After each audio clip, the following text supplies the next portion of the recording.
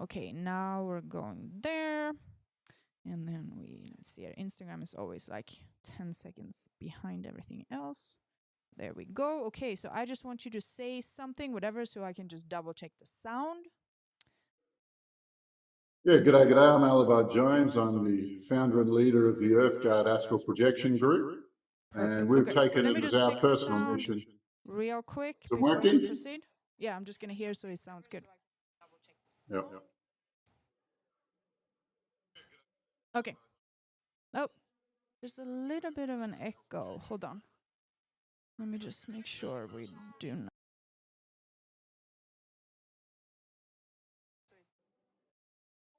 Say something again. There's a slight echo on you. Hi, I'm Alobar Jones, the founder and leader of the Earthguard Astral Projection Crew. Our chosen mission is to eradicate demonkind from the Earth.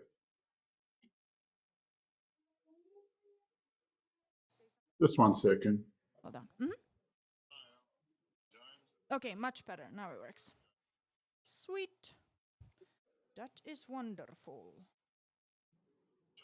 Oh, wow. Do you know what I just realized? Instagram shows full view now. Then we can delete the. Is that good? That's incredible. They have never done that before. Wow. Okay. I'm excited. Sound is perfect. And guys, for the first time ever, I can delete this text saying that you have to go to Rumble. You can watch wherever you want. Yeah, Instagram, you pop it off.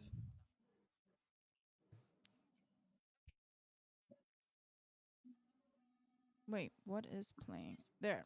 Okay, sweet.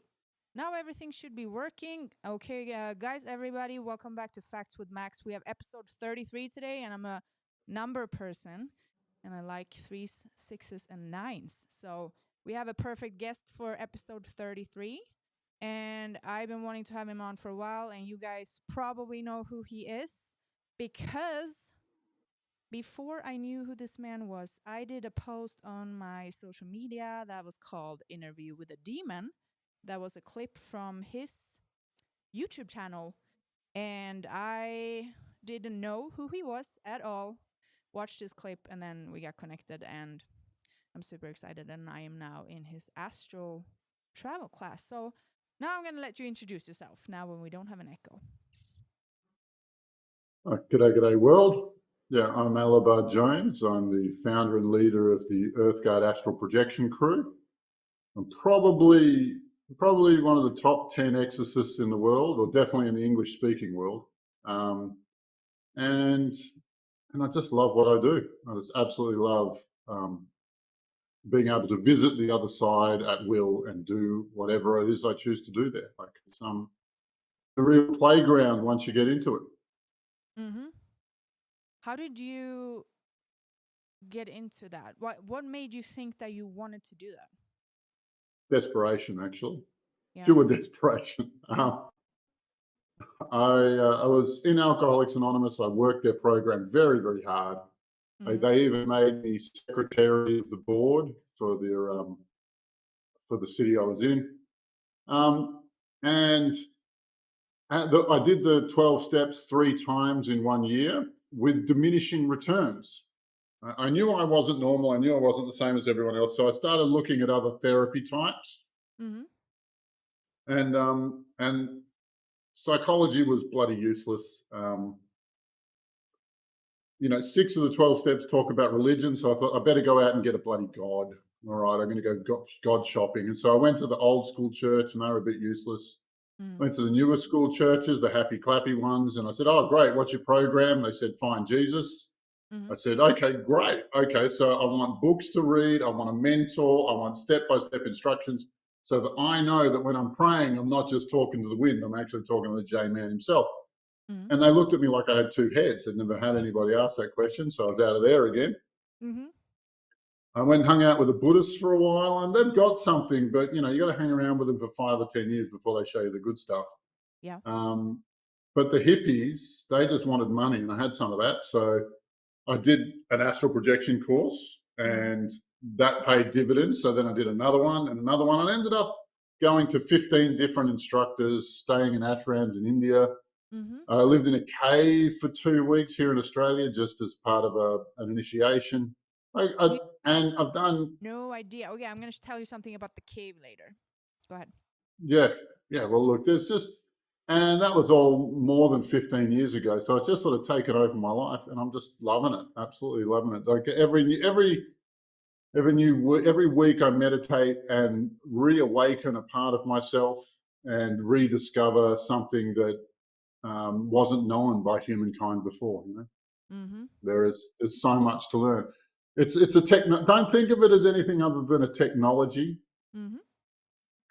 And it's a technology with the same qualities as reading and writing. They suppressed reading and writing for a long time. Only a small handful of people could do it. Mm-hmm. And then they invented the printing press about 1410, and then they played a cat and mouse game destroying printing presses for the next 30 years, right? Yeah. But that printing press allowed what was beforehand a restricted technology, made it commonplace, made everybody was able to read and write. And that turned around and created the Reformation of the church, followed by the Renaissance, followed by the Enlightenment era, followed by the modern industrial age. Mm-hmm. Like everything happened.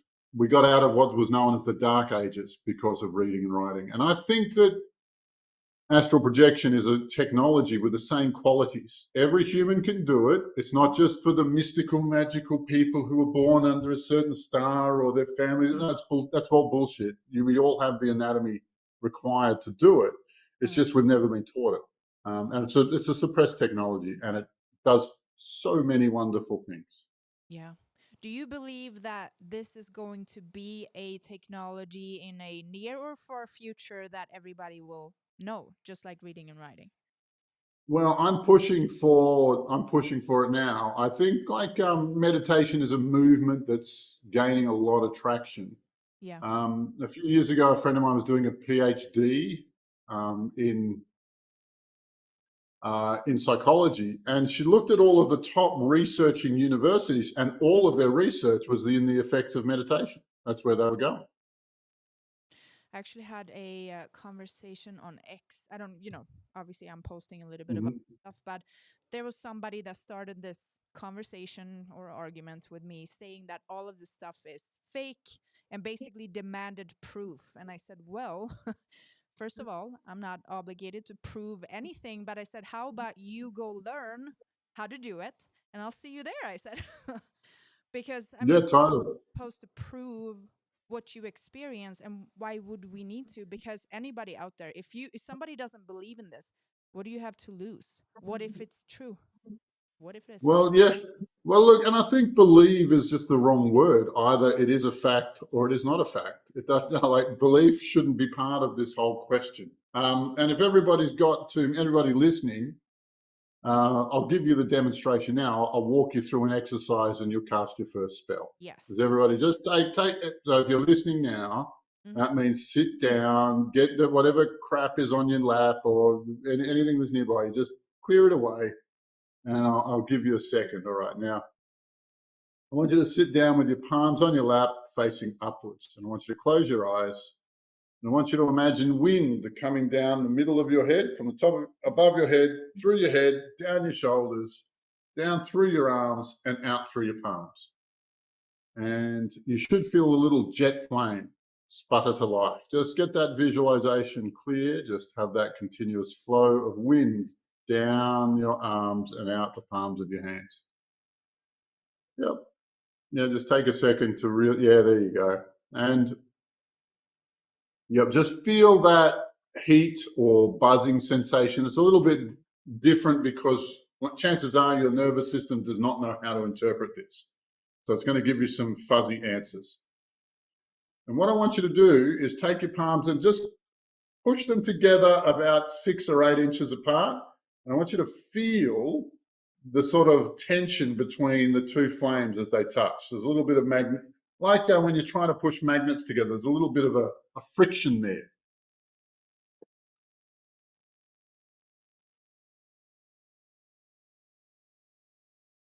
This is obviously working Yeah. very well for me, but I've also been in your class for a long time. Yeah. All right. Now, but this is an incredibly simple exercise. And when people ask for proof, this is what you show them. All right. Now, I want you to take that jet flame and have it fuel a little ball, like a little basket. Turn your palms 45 degrees open. Yep. And create a little ball of energy. Have it fueled by the little jet flames that's coming out, and just fill it up like it's a glass ball, like like a bowl, I should say, about the size of a basket. Now, think of something you want to happen. All right. Now I want you to see that thing you want to happen like a little film. And I want you to play it in that ball of energy for about 20 seconds. Keep, yep, just keep replaying it, variations on it, different ideas as they pop in. Just visualize it into that ball. See it like a little movie in the ball. And just keep doing that. Even if you have to keep replaying the same 2-second segment over and over again, just keep doing that until you've got that ball of energy is now programmed. And whatever you want to happen, I want you to throw it into the air, that ball of energy into the air, and let it go work its magic for you. Yeah, right. That's the 1 minute modality. Yeah, like if you want to know, yeah, and if you want to see, like that's my credentials as a second-rate wizard. Mm-hmm. But you know, there's plenty more to do. As you know, like you've been in my astral projection class for what, 3 months now, something like that. 11 weeks? Is it 11 weeks? Yeah. Mm-hmm. I think so. And what are you getting out of it? How are you enjoying it? I was gonna say that I'm not typically a very talkative person in these things. I mean, sometimes I don't really share a lot of the things I'm experiencing because I don't feel like it's necessary for anybody else to hear it, because Mm-hmm. I've been doing this kind of stuff way before I knew who you were, and with your help now, I'm just enhancing everything. And for Mm-hmm. me, and I know, you have some people in the class who are asking a lot of questions, and I understand that. And if I would have done your class 5 years ago, that would probably have been me asking questions about everything. Now I know that it doesn't really matter. And actually, a lot of times when we do your meditations, which I love them so much, I feel so good, but sometimes you say something and we do it, and then you've said something more after, and I was like, oh, I did all of that already, or it just already came to me. All these things already came, which is, obviously the more you practice this, the better it comes. And I've created my entire world in these meditations, and they've come. Mm-hmm. And that's what I was going to say about the cave. I have created my entire home, which is inside a cave. And never in my life would I have imagined that I wanted to live in a cave. And now I can't wait to find this cave. So I, Oh, look, don't knock living in a cave till you try it. You never know. It could yeah, be more fun than you guessed. to find It's just that is. sorry. I said can't wait to find that. So I live at the top Mm-hmm. of a mountain inside a cave, and my balcony is just the opening of the cave where I can see the whole world. And I have 4 dogs and a goat and a lizard. And I don't know where the goat is coming from, but the goat's there. Well, look, yeah. Well, look, yeah, goats are everybody's best friend, right? Yeah. So I mean, I If you love. find a goat, you should definitely look after him. Yeah, and everything is very vivid. I could explain to people the plants I have in there, that like the blanket on the bed, like everything. And it's Mm-hmm. all just coming. It's not like, oh, I want to live in a cave, let me create that. I think how I feel, the more you stop thinking so darn much and the more you just let Yeah. happen, the more happens.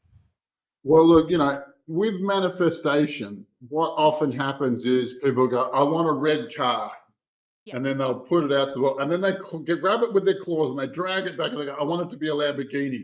Yes. And I want it to come with hot babes, Mm-hmm. and I want it to drag racing, and right. Mm-hmm. Just the manifestations don't really work until you've forgotten that you chose to manifest, till you've given up on trying to Yeah. perfect that manifestation. And the day you stop dragging it away from your destiny with your mind is the day that you've released it, and it might actually come true. It can go do its thing and actually Yeah. complete the task you've given it. I also But you believe have. how It's a how I painful process, though. It's a yeah. painful process. I mean, Like, so how I've done things in a long for many years. So I own a house that I'm, for the record, gonna sell now. But when I manifested my house before mhm. I even had the down payment for it, and I signed the contract for the house before I even had the down payment for it. And magically, within 2 weeks, I had the down payment for it. And then the owners ended up paying all of my closing fees, which my real estate agent is still like mind blown how that even whatever happened. And then either way, I manifested that this house was going to be completely paid off. And then I learned that there is something called debt discharge. So like I've stopped thinking about Good how on you. Good on you. Yeah, yeah, yeah. because I tell people you could go out and manifest $1,000. Yeah, sure, you could do that. But what if I told you that you could manifest everything you want and stop thinking like halfway? And it was actually one of my spiritual mentors that said that to me. She's like, Maaxx, why are you stopping halfway?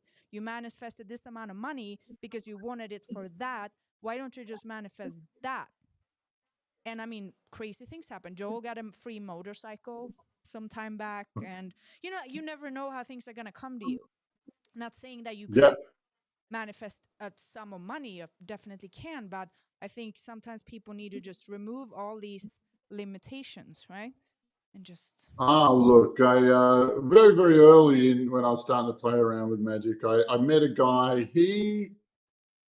He wanted $100,000, right? So I did a spell for $100,000, mm-hmm, and then he didn't have it, so I did another spell, and he didn't have it, and he did another spell, and he did another one, and another one, and another one, right? uh-huh, And he didn't start an online business. He didn't do anything that would, didn't have a pathway for $100,000 to come in. mm-hmm. So what happened to him? He walked out in the street and got hit by a car, and it fractured his hip. Can Oh, you guess what? Can you guess what the payout was? $100,000 probably. $140,000, right? Mm, But that guy will never walk straight again. yeah, Right? that's There's no amount of surgery that really corrects it, I don't think. yeah. So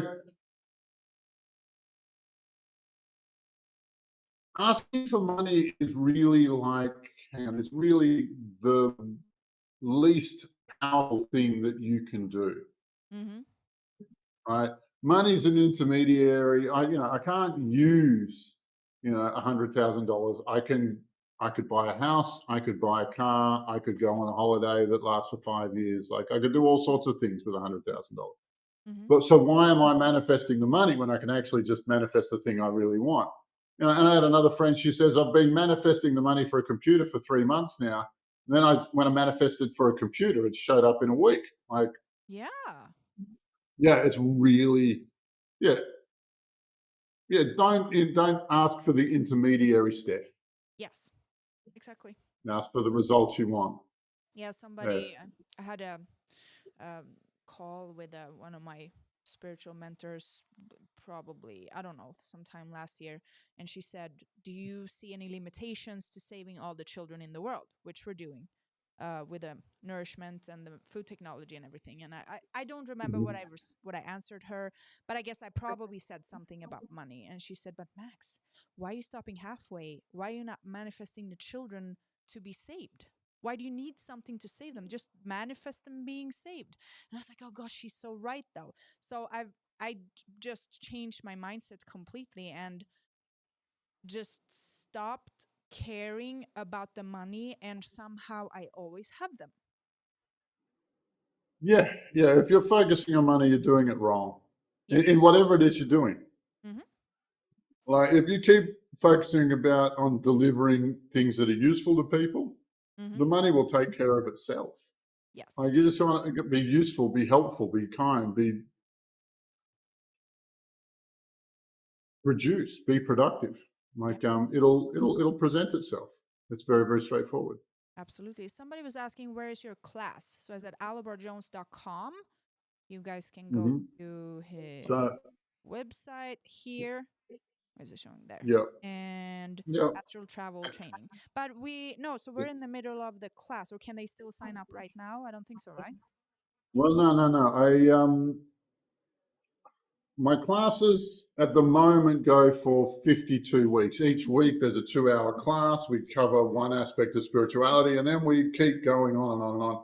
And I think after this week's research, I have to add 2 more.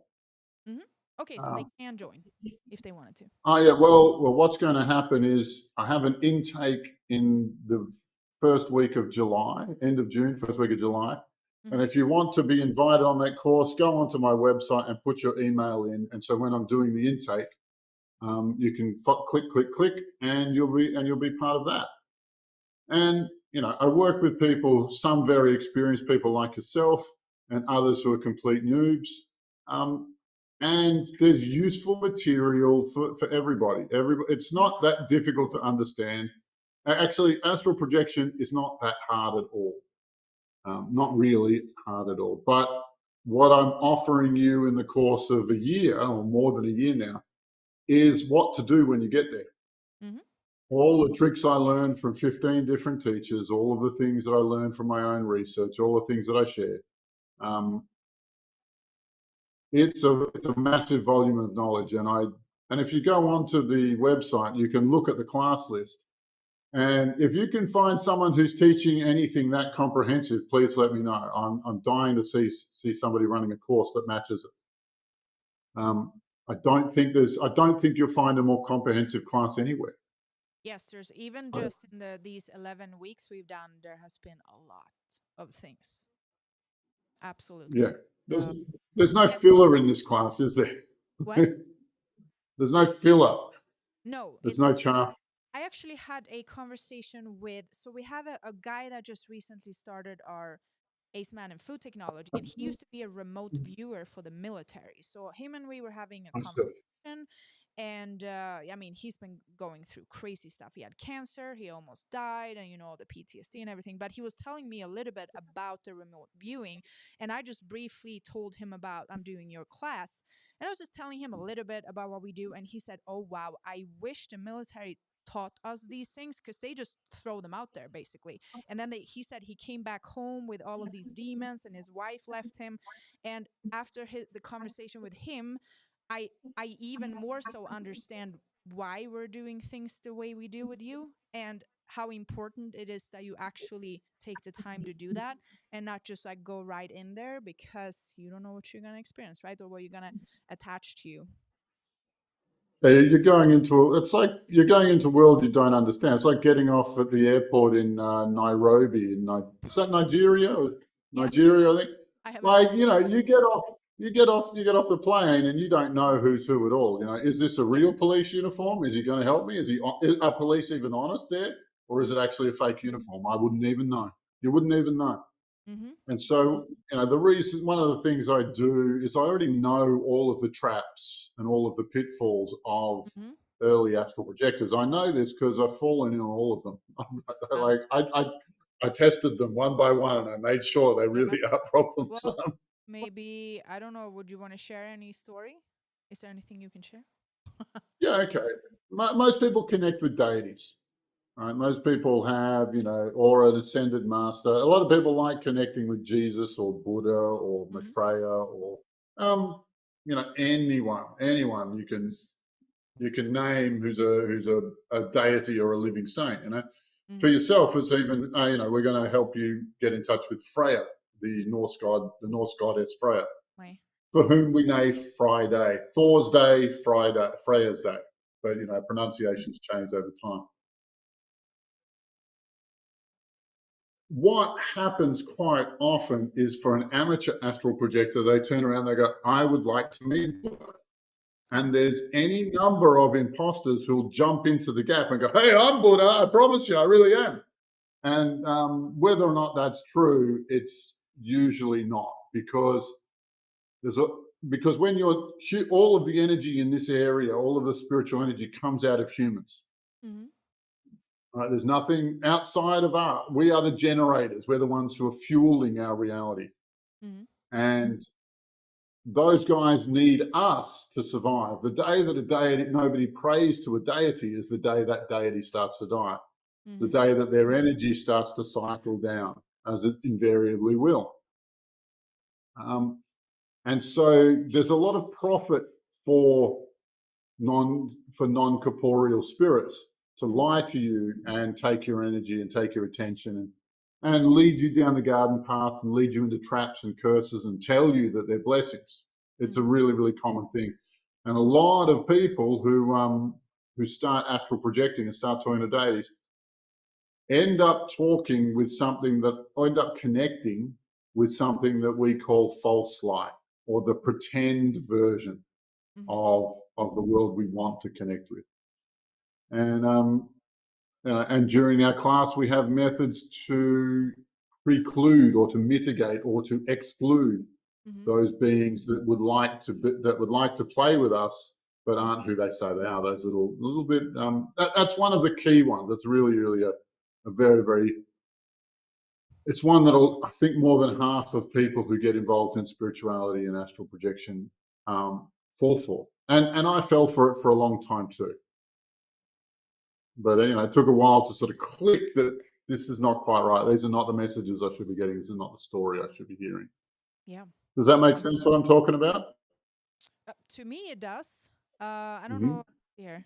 If somebody has any questions, you guys can drop them in. Alobar actually did let me see, I'm not here. An exorcism on me when we first connected. And if somebody wants to go listen to it, I have it on my Rumble here, my exorcism. And that was a very interesting experience because I've never done anything like that in my life. And I think after doing that, I was just thinking, wow, everyone should do this. Why people are Yeah. running left and right to these therapists and stuff? I was like, everyone just need an exorcism. That's what I thought. And I'm sure that mine wasn't that bad. I've done a lot of work, right? But I was like, wow, if I would have known this when I was younger, I would have totally done it already. Look, I would love to do this in schools because, well, I think I'm probably one of the world's top 10 exorcists. Probably. I think I'm the leading one in the English-speaking world. I can't seem to find anybody else who can match me in this arena. And unfortunately, I can say that nobody I've checked has been clean. Everybody has demonic infection. Told me. Yeah. Oh well, look, and even yourself, who's put like 1,000 or so hours into meditation and practice and self improvement and all of these things, right? You'll still have these key theme emotions. For some people, it's anger. For some people, it's jealousy. For some people, it's despair. Anxiety and depression definitely demonically started. And if I turned around to, yep.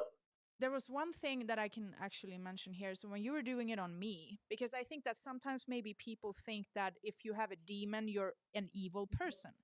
And I mean, that's Not not even the case, close. because when you were talking to the demons I had, it wasn't necessarily something really bad, but there was two things that stood out. So first, you asked one of the demons when they entered me, and this demon said when I was 12 years old, and I was like, huh, interesting. And I spoke to my mom after this, and I told her about it. And she said, do you know what happened when you were 12? And I said, no. She's like, that's when me and your dad got divorced. I didn't even remember this, like I didn't remember I was 12. I thought it was way younger. So that was one thing. And one of the demons also said that their job was just to make me feel ugly. And I was like, wow, that just makes so much sense, Not to say that I don't think this anymore, but I mean, I'm a woman. I've been in the whole beauty world and stuff. Of course, you feel like, oh my God, am I ugly? Am I not pretty enough for all of this? And it just makes perfect sense. So it could be something little like that, which doesn't make me an evil person. Not even close. Not even close. Like, I would even say that demon talking about you being ugly all the time might have been one of the motivating factors for you to get into competitive beauty, like in the bodybuilding and the bikini world. Might Like have it might have, and you can imagine. It's not that you're a nasty person or the world's in. It's just this nagging feeling, this nagging doubt, that been. just whispers in your ear forever since she was 12 years old. Mm-hmm. Um, and and I have difficulty believing that Scandinavian girls ever feel ugly. Like I actually think like I don't the think model of beauty you was are. based on Scandinavian girls, right? No, but one thing too, I thought that I was never much about makeup and all this stuff, but I had a lot of fake hair before and these fake eyelashes and all, and I had Botox and everything. And I mean, I'm also gonna say thanks to living healthy and the Acemannan grew out all of my hair, so I have no hair extensions. And now I couldn't even imagine putting these darn eyelashes back on, and I could not even imagine probably doing Botox again. But these Oh, things I felt like I needed before, or well, nails. look, and No, yeah, so well, look, and this is where the demons weren't nasty to you. They didn't turn you into a horrible person.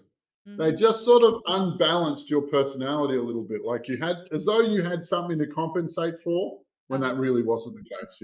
mm-hmm, And for most people, everybody has an emotion or two that they wish they didn't have, but they keep falling into it. mm-hmm. Like yeah, a lot of people it's anxiety, some people it's depression, other people it's sadness or anger or not caring about anything or being argumentative or being pushy or being aggressive or the opposite of those things, like or being passive or being Yeah, quiet or feeling like the world's bigger than you, and like, the sense that you don't belong. It could be anything, right? yeah. But what I it really means like is, to but send family members to you. I don't know if it would work because their English is not like perfect, but could I be a well, translator? Would it work to do something like that? yeah, I've done that one before actually. Yeah, I've done that a translated thing. But yeah, also when you watch TV, if you ever seen like people are writhing around on the floor and screaming stuff and their heads spinning around and they turn blue and spew like so, I well actually look, not not into. those that kind of exorcism isn't what I do. I actually think Yeah. that the Christians are kind of amateurish in Mm-hmm. their work. Yeah. I don't know. Like the movie The Exorcist, like Pope John Paul II, I think it was in '72, Mm-hmm. disbanded the Vatican's exorcist order. Yeah. And then in 1973, they made that movie to say, oh, look, this is as part of the campaign to reinstate them because we need them for things like this. We need those exorcists. Mm-hmm. But remember the movie, the guy, the priest, the lead priest, at the end, he just told the demon to jump into him. Then he jumped headfirst out a window. That is Uh, not an efficient way to deal with demons at all, right? It's not very efficient whatsoever. I'm actually It's gonna. yeah, like I took a mhm. before and after photo when you did the exorcism on me, on when the demon Oh, is talking versus when it's me. So I'm gonna put it mhm. here for people, and you tell me that I don't look completely different. So the left side is when the demon was talking, and the right side was after we were done. I mean, I see it. I think I look completely different. Yeah. No, I think Like you've got more clarity and focus right there. I mean, I just look evil somehow. That's what I think. I don't know if people see it. If you guys can see it, let me know. But Yeah. I think so. Yeah, well, one of them, I'd wonder if I'd take her home to meet mum or not. The other Right, one, right. like, Yeah. I yeah, mean, also I know I'm gonna say when we did the exorcism, I wasn't. I'm just curious and open to everything. I didn't necessarily. I was like, I don't know what the experience this is gonna be. I don't know, if I believe in this or if I don't. But I'm just open to anything, really. I'm just curious. I want to learn things, and what I felt was just insane to me. It was just insane. Like I felt that entity just being in there and pushing in my face. That was probably the most thing, the craziest thing, because I got super hot, like super hot. My mhm, heart was just pounding, and it felt like it was pushing on my cheeks. It was almost like its face was there, kind of. And I mean, you can mhm, picture. And then when you were done, it's in 1 second, heartbeat, normal pace, no heat, and it was just gone. And I was like, how is that even humanly possible from the heart to go from that speed to normal pace that quick? I there's Well, look, they have limited control over the body, and they can provoke emotional and sometimes biological processes, and they do it when they're cornered. You know. Like, yeah, like they'll either, the fight or flight response is one of the things they have control over. They also do cold, hot, tingles, and Yeah. spaciness. The other four big ones that they go to. But yeah, like when they're cornered, they do all sorts of crazy things, and but it's actually like I think I've mastered that process of releasing them without any pain, effort, or suffering. And you really should watch that video. It's Which my one? standard procedure. I have another one just like it on my YouTube channel as Oh, well, let me where actually put it up here. Okay, guys, here's oh his wow, YouTube. If you go here and search Alobar Jones, you find him. And yep. which one? And today's release was interviewing Lucifer. So Oh, watch we did that a after. channel interview of Lucifer. Yeah, Yeah, you guys can find a yeah. lot of interesting things. I haven't watched everything, but every now and then I just turn something on. And it's actually, which I like that you do that you actually cover, some politics and stuff. So if people don't think this has anything to do with everything in the world, it has to do with everything in the world. You even have something with Trump on there, I think. So, Yeah, no, we did a channeling of Donald Trump just I think it was before he took office, yeah. and we're asking him, what do you think about this? What do you think about that? Uh-huh. And and he said that he's kind of being strong-armed by Musk, and that this is actually a presidency designed to um, aid the technology industry. Yeah. So when the Bush family was in power, it was all about Iraq because they were oil men. When Obama was in power, like they had the 2008 financial crash because he's a bankster. Mm-hmm. Right? And so now you've got Musk who's got Donald Trump leveraged, I think is the feeling we got out of that. And Mm-hmm. it's going to be a technology friendly. So one of the first things he did was announce 500 billion for tech development. Yeah. Yeah. But that interview's on there. I've interviewed a lot of different. I think I'm unique in that I interview demons while they're in people. Um, Mm-hmm. I don't think anybody else is doing that. And my list of interviewed demons is quite long, but it's smattered amongst my other work, which is about liberating the earth from demon kind. Mm-hmm. Like I have a team of astral projectors. I'm really lucky that these guys want to help me do this project. Is that we want to exterminate demon kind from the earth. Well, my goal And is to be a part of that with you. Just so you yeah, yeah, and you will be. There's still plenty to go around. I think we're doing a lot of wild stuff know. Mm-hmm. at the moment, but their population's down to less than 10% Mm-hmm. of what it was 10 years ago. But now we're finding, I actually just a whole team interviewed another demon called Ahriman. Mm-hmm. And Ahriman's role is to convince humanity to get itself chipped and to become cyborgs. Ah, yeah. Makes sense. Yeah, yeah, yeah. Well, look, and that demon talked about having done it on thousands of worlds, as it's happened on thousands of worlds. These guys aren't messing around. They're in the business of consuming worlds. Yeah. I mean, it's also kind of like I see it like this. Let's say Mm. you want, some people are lazy and they go and get surgery or whatever it is. Some people put the work in and they maybe go to the gym and eat healthy and all the things. I believe with the microchips, it's kind of the same. Either we do the work like us, we work on our meditation or astral work, or you can just get the microchip and gain some of these powers and skills without having to put work in, even though I don't believe it's going to be anything of the same. But that's kind of how I see it. Are you the lazy fucker or are you going to put the work in? Because I believe we are way more powerful than any microchip. Well, that's what Ahriman was saying. He's saying that they're having a lot of trouble conquering Earth because humans are just too powerful. Mm-hmm. Um, and they talked about other species were a pushover, but you know, anyway, there's a lot that he said there. But as a human being, everything is on the astral planes is very, very simple for us. It's Mm-hmm. all the operations, all the actions are incredibly simple. But we're at a fork in the road. You're 100% right Mm-hmm. in that. we either have the chance to go down a over-technologized control road. Hang on, if I've got to get in the camera here. We either go the control road or the freedom road. The freedom road, believe it or not, takes some work. In that, you know, if we embrace our spiritual power and our spiritual skills, then because that's where they operate.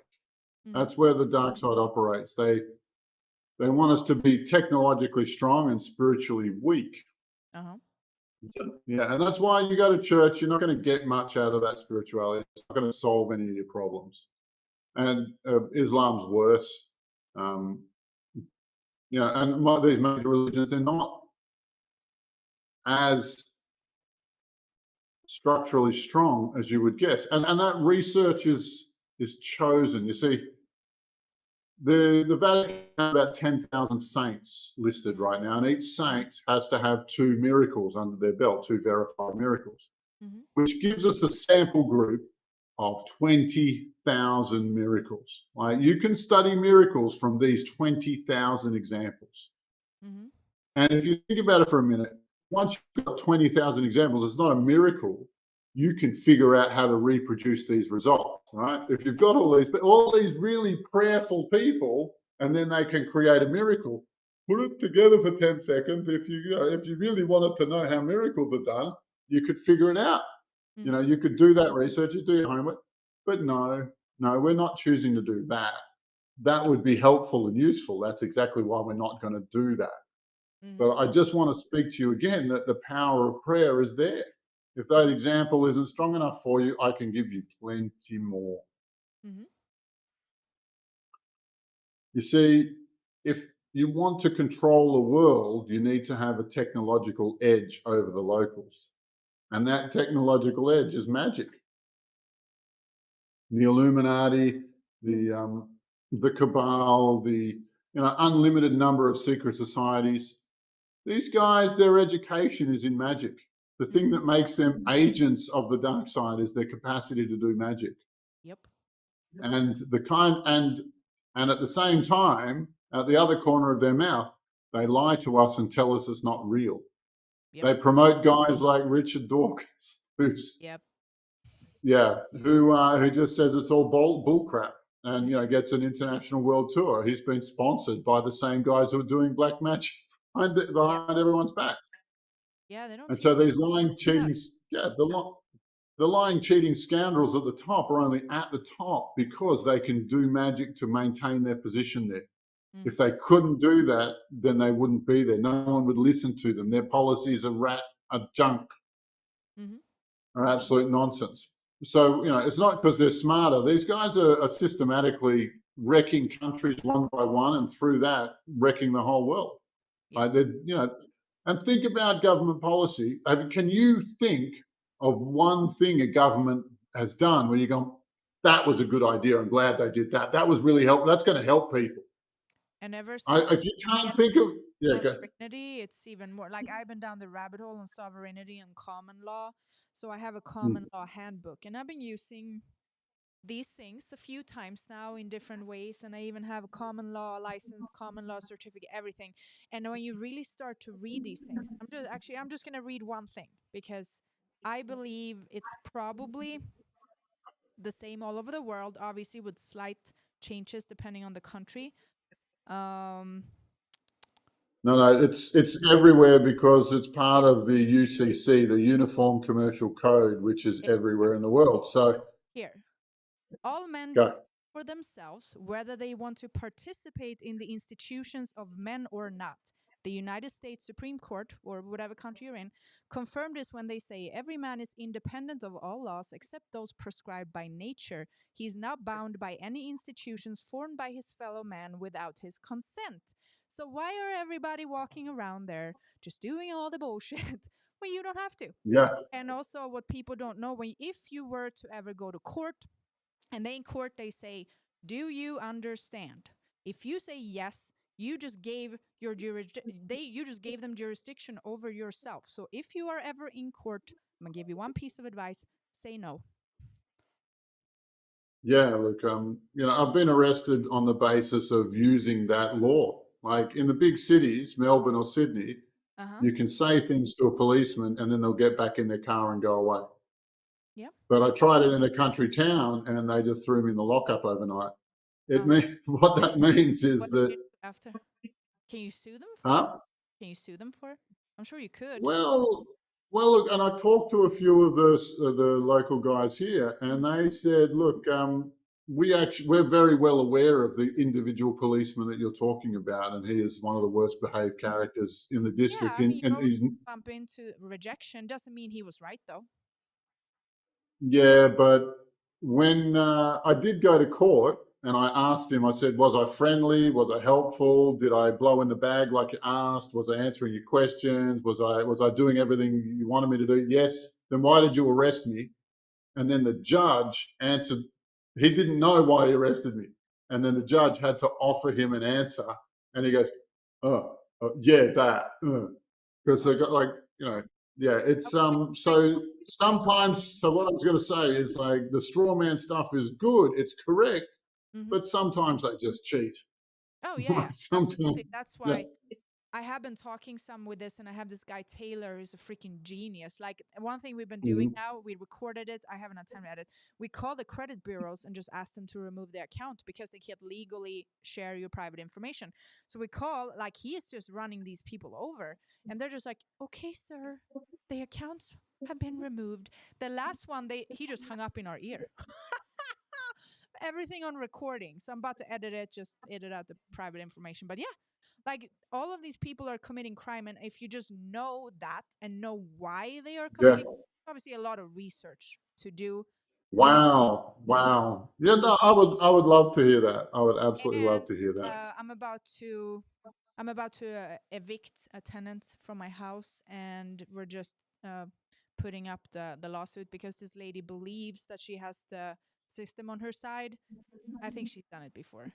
Because eviction process takes what, like 3 months or something. She's like, you cannot kick me. You have to do the proper process. And I just said, lady, I'm under jurisdiction of common law. I'll see you soon. And now we're just Yeah. fighting the entire Oh law. well, don't you know like don't you two know like 50 kickboxers? Don't they just pick her up by the shoulders and Yeah. carry her out? Basically, the only crime you can commit is hurting a person or destroying property. Nothing else is a crime, which is why, not saying you guys should do that. You can go out and drive your car 200 miles an hour and there's nothing they can do to you if you know what to do.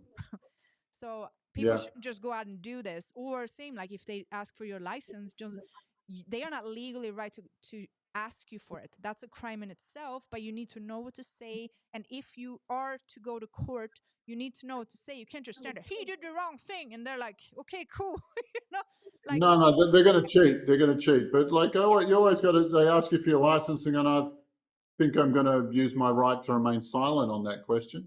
yeah, well, Which actually, one has precedence? Your request or my right to remain they silent? Which one's under more important? common law, And meaning and I'm a keep, living woman. And yeah, and yeah. all the United Once you States, start asking policemen questions, they get confused.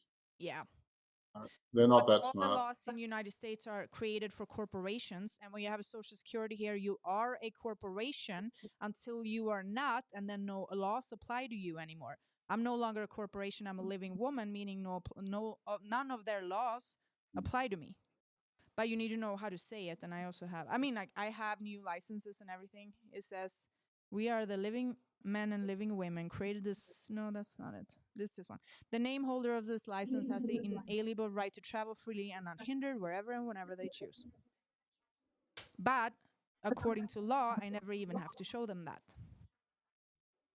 Yeah, it's a cat and mouse game with Yeah, those guys I'm. because well, look, look, as a girl, you'll probably get further with it than me as a 6'4" guy. Like, Well, you know, I believe this too. I believe in energy and karma. And I was telling somebody, okay, I have these skills now, but I'm not going to get stopped because I don't attract that energy. I've been driving well, without license actually, for 4 months, or like, I don't believe I will get stopped because I don't attract that to me. I don't you, attract problems, you know? you see these runes? Yes. I actually have one that I downloaded it and then I put it on a plaque and I put it in my car. It's Yeah. police repellent. I have Oh, one. yeah. Yeah, it I would gets love the that. cops to go away. Like, and it means, and I haven't been pulled over.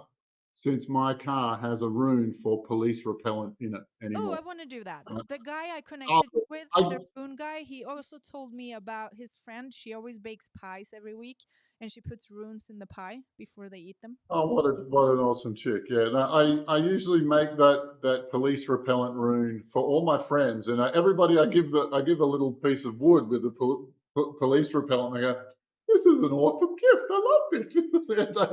Everybody wants that. Okay. May I please have the police Put it repellent? in order. Yeah, just put it in the face. No. Yeah. Oh, actually, how did you get into runes? How did you when did that Um. or was this just on your journey when you Oh, were doing look, I just study anything magical Mhm. like on a constant basis. Like there's always something else to learn. There's always something else to master. Mhm. There's always another thing. So I started looking at individual runes are very, very easy to use, right? They Uh-huh. tell you what they are. It's once you start combining them that they get a bit tricky. And, Yeah. and then these, hang on, I'll shift this a little bit so you can see some more. Mhm. These are like, the left and right is reversed, so I'm very confused. Mhm. See Yeah. how to do it? This is when you combine a bunch of different runes, you get something called a bind rune, Mhm. which is a string of different runes um, put together. And Mhm. there's a few examples of what I'm doing here as well. Like these sorts of this hand, That one is these like ones. 3 or 4, right? The one behind your head? Is that like 3 or 4 runes? Yeah, I was trying to this figure one it out here. the other day when uh-huh. Yeah, no, yeah, no, that's several different runes, and there's even an unwritten rune in there.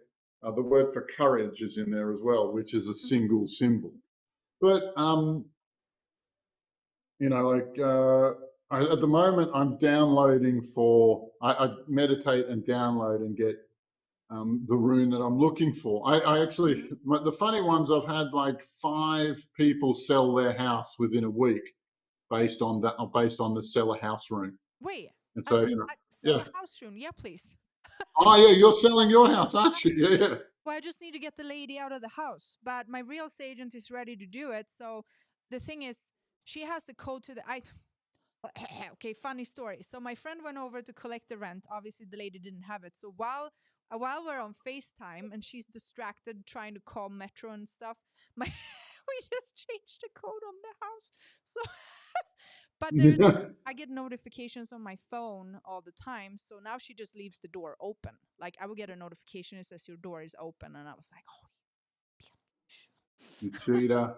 Yeah, no, well, I'm just it's gonna get her out. I haven't committed any crime. I haven't touched her, so I can do whatever I want. yeah. But she needs to get out. Yeah, yeah, it doesn't, and we talk about governments not making sense Yeah. and writing laws that don't make sense. So Mm-hmm. why are you protecting a tenant who doesn't pay rent? Like, I what's know. the point of that one? While we're on What are FaceTime, they thinking of? calling Metro, and they're saying, "Hi, you have to go through the eviction process, which means she actually needs this and this and this long time to get out." I was like, "Why are you protecting her? She's not paying rent. Like, why are you on her side? That's just ridiculous, right?" And I said, "I don't Well, look, care about any of these things, but it's just, yeah, the whole system, and it's like set up to protect the person that's doing the wrong thing." I think it's just protecting. I think it's just creating a quagmire at every turn. I want you to think of a single process where you've been engaging with government, and you go, "Oh, that was really quick and easy. I'm glad that was so simple." I don't think anybody's ever said that. Uh huh. But because I know stuff and I have the best person I can possibly have that is helping me with the legal stuff, so I'm not really concerned. I'm not really concerned about doing anything that you're supposed to do because none of that is going to matter when we're in court because we've already Yeah. won everything. Well, look, I think the trick is just to when if the door's not locked, Mm-hmm. and when she's out, I think you just got to move all the gear out onto the nature strip and change the lock. Oh yeah, no, I mean look, it can work. I've had the code the whole time. Yeah. I mean, I'm just Okay. I'm a real estate agent go over. It was just my friend said it looked like a crack house because her kid had been drawing on the walls and shit. I was like, God damn it, what is wrong with Lucky people? you. Yeah. Oh, God. it's Oh crazy. well. Yeah, whatever. People choose to live like that. That's what they Okay. want to do. I was just a little angry for a second. My friend that went over to my house for me because I'm not in the same state. He looks at me, he's like, Maaxx, I've never seen you angry before. I'm like, yeah, I got angry there for about 30 seconds. And I was like, Mm. Maaxx, it's all good. I'm like, common law. We're gonna take her down. Yeah. But I also just feel, and I was telling her literally, I've never had like a bad relationship with this tenant. She's not like Hmm. a confronted. I just think she's literally just doesn't have money, and she's probably stressed. Like I get it, but it's not really my problem. It's absolutely not my problem because I still Yeah. pay the mortgage. Uh, so it wasn't like that. And I just told her on the phone, I'm like, girl, you should actually look into common law too, to be completely honest. Here's the thing, I'm trying to help the world here. And I mean, like, considering the situation she's in and don't have money or whatever, maybe she should look into it too, Yeah. Oh, Because look, she's just milking the that system. She's just my doing what she yeah, can. I mean, like, she's not my enemy. The system is my enemy. The government is my enemy. Those are my enemies, not the average person. So I will be fine. Everything will be fine. It'll work out. Yeah, it'll work out. Yeah. So wait. So how do you use the rooms? Do you just you have them in the background? Um, But if you do no, no, put it in the car, how do you put it in the car? no, no. With selling a house, there's a series of runes that I do, and you print them on a piece of wood. And like, I've been really getting into burning them into pieces of wood. So I've been making things like this Oh yeah. all the time. Uh huh. Yeah, yeah, yeah. And this is a really complex one. Mhm. And you'll laugh when I tell you the point of it is to make things go easy, right? Like, so Well, I yeah, like yeah. that. And No, another one, and another one, that sounds great. just so that I connect with the people that I want to connect with. Uh huh. Like, it's there's a lot to it, but for some of them, it's best to carry them in your pocket. For Mhm. some of them, it's best to bury them on the property. And I know, Mm. and I had another friend of mine. He had the next door neighbor was part of a bike gang, Mhm. and and the guy just kept. He was a big farm lots, and the guy just kept Mhm. parking all his machines and all of his stuff on his property.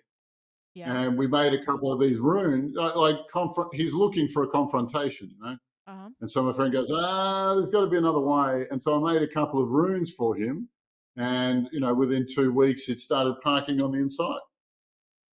Huh. Yeah. Yeah. I believe. Like yeah, it's very, it's incredibly powerful when you can deploy it well. Mhm. Yeah. Well, Like, how about we do this? Okay, so I want to talk to you after about the selling the house room. So now everybody here, hear me say this, and then we'll see how long it takes until my yeah. house. All right. How about that? Yeah, that's a winner. Mm-hmm. That's a good plan. Yes, I like that. Yeah. Yeah. Yeah. Everybody should have runes up their sleeve. Yeah. Mm-hmm. Um, So yeah. why do you think? Well, so it comes from the Norse. It's Norse magic, obviously. So what, or is there anything equivalent, Well, look, or why using the Norse well, magic since Well, it's not like In similar? England, they had something called that like so. The top of the Nordic pantheon is a one-eyed All-Father who's the father of all knowledge, and his name is Odin. Mm-hmm. In the British Isles, the top of the Druidic pantheon is a one-eyed All-Father who's the fountain of all knowledge, and his name is Wotan.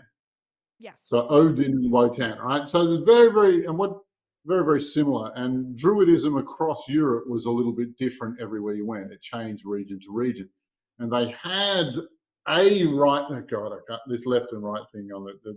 Yeah, they had a writing, but it was based on trees. They were called oghams, and the pine had this symbol, and then the ash had that symbol, and the birch had this other symbol, Mm-hmm. and that was their magic, depending on um, some of the qualities of the tree. And it was just so hard to find good research on oghams, Mm-hmm. like to find. But Tolkien revived these when he made Elvish language out of the Nordic runes. He was actually yeah, and it became popular again, and everybody started using them. And so there's tons and tons of material all over the web about it. What's really interesting is that some of these are based in a 24-letter alphabet called the Elder Futhark. Some of these other ones, like this one up in the corner, come on, brain, come on, head, get out of the way, mate. Some of these, these longer ones, are about these long sticks, and these are called staves. And there's another one on this side as well. If we have a look over there, come on, computer, you can do it all the way. There's another one based on staves, and there's some research coming out of Serbia, I think it is, where this woman has been channeling and talking to elves for a long, long time. And she said, and her work is she's come to the writing of the elves, and it's all of those staves, it's all of those sticks with a few different pieces on them. And when the elves put them together, they create these symbols, these runic staves. Now, the staves are distinct from this 24-letter alphabet called the Elder Futhark, right? Yeah. And so what it suggests is that the Old Norse were in contact with a group they called the elves at some point, right? Now, this is where it gets really weird. I think it's about 10 years ago now, right? This sociologist, anthropologist in Iceland, right? She was doing some research, and she must have found some references about the location of the elves. And so then only 10% of Iceland is inhabited. The rest of it is just too damn cold. And she walked out there and disappeared into one of the cold regions of Iceland. And she disappeared for 9 years. Right? She survived 8 winters out in the middle of Iceland without right? And when she came back, she only had one word on her lips. She came back naked, which is impossible to survive the snow in those conditions, right? But she only had one word on her lips, and it's the Old Nordic word for the elves. We think she found an old elvish underground base, and they didn't treat her that nicely, I don't think. She was caught, they called her crazy and locked her up almost immediately before that research was allowed out. But and it gets even better. Like in all of my research, I found a list of aliens that had 87 different alien species, and they gave this list to their special forces. And it meant shoot these guys, don't shoot those guys. That's what the list was for, right? And on one of them was a 4.5 to 5 foot tall humanoid being with pointy ears found in the Nordic regions. They don't want contact with human beings. They'd just rather be left alone. That was the entry. So some of this is an old Nordic religion, but some of it comes from a written magical language from an alien species who just set up camp here quietly. So do you believe elves is that considered an alien species? Yeah. Well, they're humanoid, but they're not like any humans we know. They're definitely not Homo sapien. Yeah. Yeah, and there's a few different skulls of non-Homo sapien humans found. There's one in Mexico, and there's another group called the Conehead skulls that are in Peru. And these are describing humanoid beings. These are froms, I should say, humanoid beings that are not Homo sapien. They're not from any what's the word I'm looking for? Anthropological branch or any developmental branch of humanity that anyone's aware of. And under the microscope, nor can they be, nor is it feasible that they are part of the human tradition. I was saying to Joel the other day, I was like, you know how everyone is posting videos, they're seeing aliens and they're seeing everything. And I was like, I've never seen anything. Right. to me. Careful what you wish for. Yes, Careful what you wish for. I know that I I, asked something a while some time back, and you said no.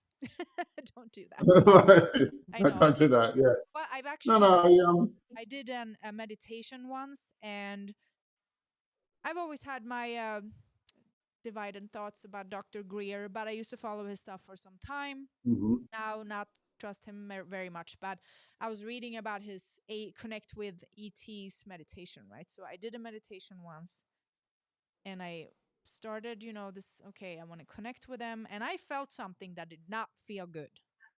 Let's just say. Mhm. Because when I meditate, always when I meditate, I get out of my body.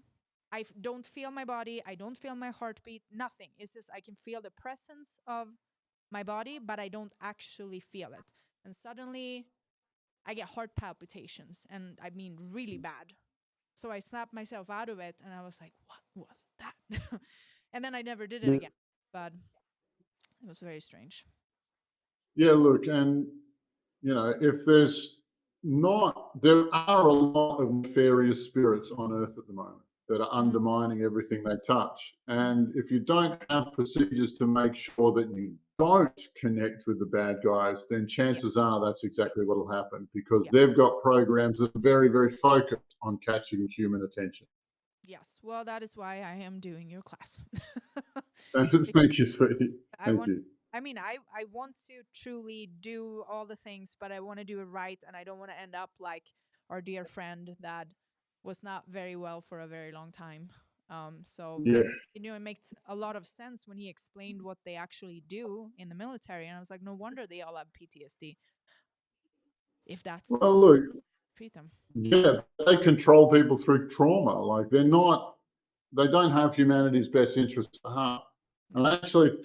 I think as soon as you trained a military person, with even half of what I would train you with, Mm. you wouldn't want to do the tasks that they're asking for. It's Yeah. not, remote viewing about spying missions, remote viewing Yeah. for military purposes to make sure that the right people get dead and the Yeah. wrong people get to survive. I don't think if you did all of that spiritual development and it was taking you up instead Oh. of down, remember that there are spiritual programs that will take you down. Mm-hmm. Then, if you were doing the ones that took you up, you wouldn't want to engage in those behaviors. You wouldn't want to engage in it. So, Mm-hmm. you get groups like the Monroe Institute, Yeah. who Yeah. the Monroe Institute, we've crossed swords with them a couple of times, but Robert Monroe, who founded it, he came up with the word loosh. He was barking up the right tree. Yeah. He's the word that the fuel that demons extract from human beings is called loosh, and he pioneered that word. His research, he's a hero. Mm-hmm.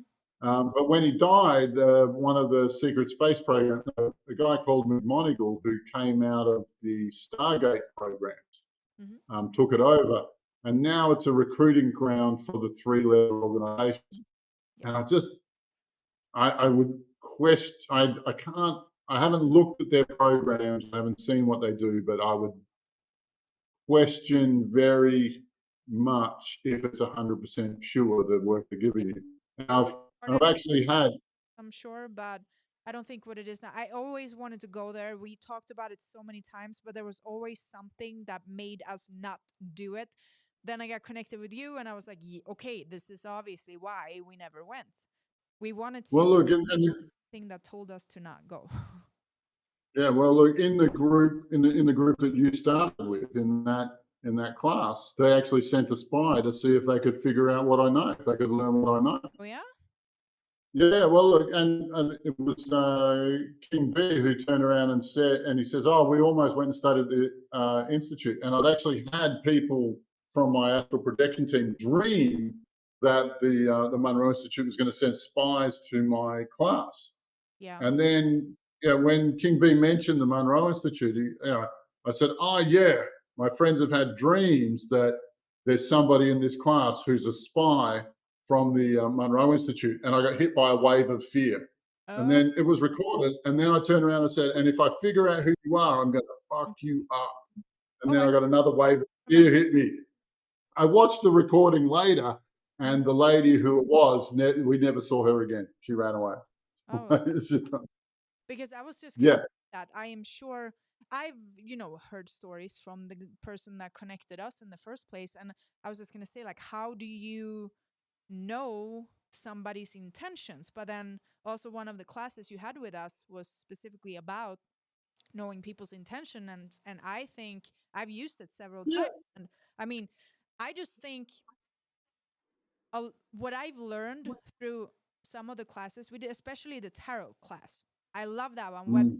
do you know what that taught me? That my intuition is all I need, and it always tells me what I need to know. So I love the tarot, but I always like I don't even know if I need the tarot for myself, because my intuition is always telling me, and it was just a confirmation that I can trust my intuition. But I have used Mm. it on friends, so I still think it's incredible. And I had one of my friends, she just dropped her jaw because she's not really into this, but she's like, okay, you can do it on me, that's fine. And that's the class when I asked you, do you think the cards change depending on the person? Because when I did that thing on her, it was just so creepily on point for her, and I was like, did the cards even say that before? Like, it was just so specific to her situation that, like, I don't like it was almost like I was like, is that actually what the tarot cards are saying? Yeah, look, as a conceptual, like, the tarot cards were built for people, made for people who were illiterate. Mm-hmm. Like the pictures are supposed to tell a story. So the amount of interpretation space there is with Yeah, those etchings is very, huge. let's just say. And yeah. And it can be chillingly correct, Mm-hmm. but Yeah, it and was. for a long time I wouldn't make a business decision until I'd thrown tarot cards on it. Mm-hmm. If I want to do this, what'll happen? If I want to do that, what'll happen? And then I make my choice based on that. This is Uh, my current favorite, the Crystal Spirit cards. I'll win it. I have the tarot. Well, I have two different tarot decks also. Yeah, look, I used to have a collection. Now it's only down to one, and it's just I keep it literally this close to me all the time. Yeah. Yeah. Okay, that was cool. Well, either way, that kind of explained it. Yeah, I said I was going to ask you, how do you know if somebody comes with bad intentions? But I guess you just get the feeling, right? Yeah, look, and like you say, there is different scans you can do to see what sort of future you're going to have, Mm-hmm. what feelings they really have towards you, like, Mm-hmm. and also, Have you scanned me? you know, uh, yeah. No, yeah, no, life's going. You've already got three-quarters of the secrets of a good life in front of you. You've already got three-quarters of the secrets laid out in front of you. Mm-hmm. Like you'll just naturally float to the surface if you've got that magical knowledge. Mm-hmm. Like it's inevitable. And as a technology for humans who have to live, like living in the world, like it can change your environment into a place you just love waking up in the morning. You can't wait to get involved in the things you're involved in instead of being stuck and feeling trapped in a job or in a situation that doesn't make sense to you. Mm-hmm. Um, yeah, Very cool. I will. Go ahead. hmm No, I I, was just. I got a story, right? Oh, I'm going to tell a story because like Yeah. it's relevant to what I'm saying. Mm-hmm. Like when I first got started, I was in Alcoholics Anonymous, and I wasn't an easy person to live with. So Mm-hmm. what would happen is every 3 or 4 months, I'd be booted out of the share house, and I'd have to go find somewhere else to live. Mm-hmm. And so I got to the point where I was already looking for my next share house when I moved into when I moved into one, I was already looking for the next one. And I was what you call housing unstable. Mm-hmm. And so I did all of these. So like the first, it wasn't very explained to me very clearly, but if you meditate on a subject, you'll manifest a different life, right? Mm-hmm. And so I started manifesting on housing, about being stable, about it being safe and clean, and then nobody walking in my room and nobody's taking my stuff, and everything it's a stable, it's lawful, like we're not squatting, all of the different feelings I had. And then I moved into a house that was 90 seconds from the beach Mm-hmm. in the cool part of town, right? I thought this is an improvement. I lived with normal people who both had jobs. It was amazing.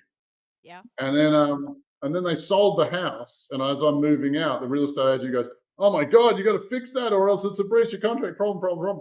And so, like, I was just I was trying to be more helpful and more useful. So I just fixed the thing, right? Mm-hmm. And then when the owner came back from overseas, he goes, "Oh, that was you who did that. You know, you saved my ass. I'll tell you what, why don't you just move into my other house and don't pay any rent? I just want you there in case something goes wrong." Mm-hmm. Right. So I went from couldn't find a place to live, couldn't get any stability, to wasn't even, my rent wasn't even welcome. Like, yeah, it was, and it was that change, like, that really opened it up for me. I go, wow, there is really something here. There's something to That pursue. quick. Hmm. That's what I think. I was talking to a friend of mine once, and when I used to do health coaching, I do a little bit, but when I used to do a lot of Yeah. coaching, I always had this mindset manifestation program that I added for everybody. And there was a lot of people that just didn't do it. And I had some people that did it and they would get new jobs and raises and new houses, and everything would just come to them. And then this one lady, and she said, "Well, Maaxx, I always do it and I manifest all the time. But when you manifest something, it always takes time to come true." And I said, "No, it doesn't. That it does for you because that's what you believe." I said, "You're telling yourself it's going to take time. So, of course, it's going to take time. You already decided that." I don't believe that, I said. So, that's maybe another thing that we should remove. Well, you'll love this one. You'll love this one. Like, there's this deep meditation state called samadhi, right? And my friend, he was studying the tradition, and at the end of, and he in the early days, he turned around and he goes, "It'll probably take me about 20 years to get to samadhi." Mm, And then 19 years later, he finally gets it, and he remembers that statement, uh-huh. in that he programmed himself. He said, "This will take me 20 years to do." Yeah. So I proved it. So he manifested that outcome. Yeah. Of course. It's, yeah. The universe is listening to everything you say. Be careful. Absolutely. Have you seen the? I haven't actually read the articles, but they came out now with this information about time travel Mm, that the government released, like did a press release saying that time travel is real. And then me and Joel today we were sitting up on the top of the mountain, which was wonderful, by the way. That's why I'm very brown in the face right now. And we're mm. like, why did they release that? I mean, they don't do anything by, so we're just wondering why did they release? Excellent question. Mm-hmm. Excellent question. Well, look, from all of my research in astral projection, like, there's places where it's outside of time. Mm-hmm. There's places where time runs differently.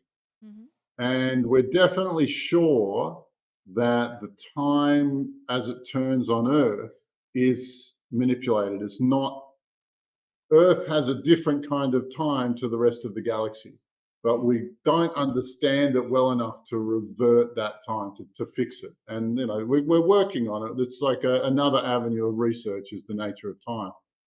Do you know But that? it's, I can't remember what country where they don't have any clocks. Have you read about that? There's an actual clever people. a little Sounds like Bhutan, right? yeah, they don't have time. They don't have any clocks, and they don't have like time doesn't exist pretty much. I All can't right. Yeah. So nobody says good morning because they don't use morning. a place on Earth that doesn't have time. We'll see. Time. Yeah. Because tell me if I'm wrong, but every time you look at your watch, every time you look at the clock, the only thing it ever tells you is you've got to go. You got to be somewhere else. You got to do some other thing.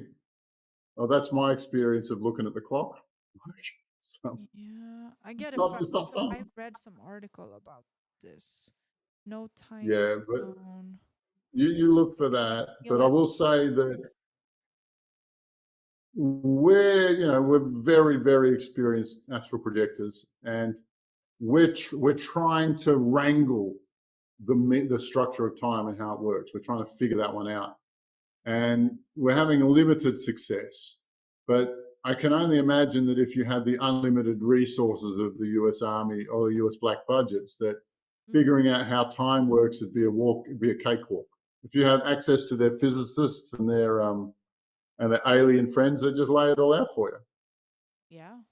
What do you think is the goal, or what would your goal be to figure out how, if you wanted to change time, like what would be the goal with that? Is it to not age? Is it to, what, why would, Well, what we find is that they use something called time loops. we're calling them time loops, is that you get something into a certain state, like a state of peak anger or a state of peak despair or whatever it is, right?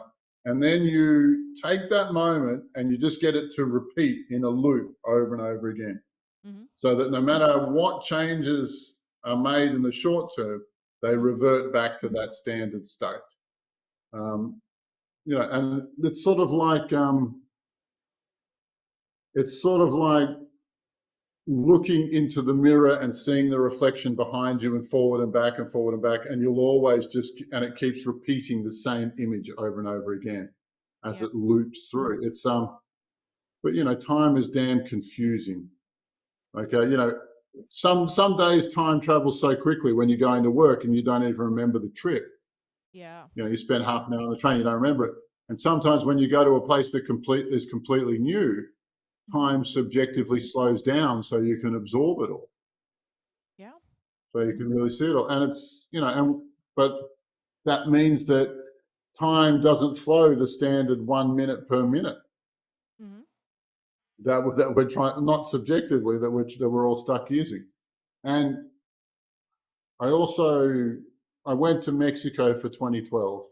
I was hanging out with the academics from what's called the Mayan time scientists, or the mystics that the Mayan calendar crew have. And they've got so many problems with the way time works now. They hate it. They think that the clock shouldn't use 1260. They think it should be 1320. And when I meditated into the numerology of 1260, it's train track consciousness. They just want us to see one thing and get stuck going down that thing. But when I meditated into a clock that does 1320, it just becomes a paradise world. Everybody's so relaxed and everything's so easy. So, it's a weird phenomenon. It's weird. 13. 20. 13 hours. 13 hours a day of 20 minutes per hour. Yeah, and why not? Like 1260 is a completely arbitrary number. I mean, nothing really makes, it's just somebody said something and then that's just what we knew and believed. But when you really think about it, like, why, just because somebody said that, technically, couldn't we just make up our own? Yeah, well, we kind of have to be honest. I don't really to get out of the trap that they've set in 1260 time. Somebody asked here, what happens to family that lives with war veterans? Do they take on the trauma? I'm sure they can. Okay. So there's this phenomenon where, you've heard the phrase, you become the average of the 5 people you spend the most time with, right? Okay. So you have an aura, and your aura is a magnetic field, and it's full of data, full of your personality, everything you know, everything you think and feel, right? And when you spend a lot of time with people, those 2 auras are overlapping. Those 2 hard drives are sharing data. And you can tell whether you like somebody or not just by standing next to them for a minute. Yes, very much. And it's that, and you're either attracted or repelled to them, which is what those magnets are all about. Which is what online dating. I don't believe online dating works. That's just my opinion. It's for braver people than I. Let's put it that way. You can feel people's energy. I always told people that. Don't you think this guy is so hot? Somebody say. I was like, I don't know. You don't think so? I don't know. I said, I've never met the person. Yeah, look, and guys who go to the gym get all the girls, and it turns them into chads. Well, I'm way overgeneralizing, but it's a sad phenomenon. But if you are in close contact with somebody who's in deep trauma all of the time, then that trauma is going to transfer into your magnetic field, from their magnetic field into yours. you're going to be feeling the same things they feel. You're going to be listening to them talk, and you're going to go into the Yep. same emotional set, which may not have occurred to you otherwise if you were not in close proximity like that. Which is why, and guys, take this the right way, it's okay to cut out family members sometimes. You should also help your family, yes, but it is also okay to cut out family members. And Well, look, and I put it differently. I say go where you're loved. Spend time where your presence is rewarded and appreciated. yeah, If your family's not that, then it doesn't mean it's forever either. I've had these scenarios where I've agreed. basically cut the connection to somebody for some time. I actually had one of my best friends, and at one point, and it was just a very mature thing. I just said to her, "Here's the thing. I think we should not talk for some time. I think we should stay away from each other for now because we started disagreeing on too many things." And I just said, "I love you, but right now I just feel like we get annoyed at each other." Either way, long story short, I No. Do you want to hear something funny? Do you want to hear something funny? yeah, I said the same thing to my sister. yeah, I said, "Yeah, sorry, I just don't think you're meeting my minimum standards for for interaction. I have to terminate this." mm-hmm. And I since discovered that she and I have had 20 lifetimes feuding with each other. Yeah. And Oh. yeah, Mhm. she's killed me 12 times. Oh, wow. I've killed her 5. And so, like, it's just not, and when you put that into that context, it's just not safe for us to be in the same Which room, really. sister then? Wait, so what have you done to see your other lifetimes? I've done some work on this. I've Well, seen 3 of my lives, and I don't know if there are more or not, but I've seen 3. well, look, it's just past life regression is just one of the classes I teach. Mm-hmm. And there are 4 different. Like, I'm not sure if your group's done the basic one, but there's the basic one, and then there's one to do with karma that you have with everybody, and you can see the karma you have with everybody. Yes. Another one traces each emotion to the very first lifetime that you felt it, and then Oh, sweeps that. forward from there to clear that. Mm-hmm. That's pretty cool. Yes. And another one is about Akashic records, but all of the different things that your past lives, all the different roads to impact that your past lives have are dealt with during the course.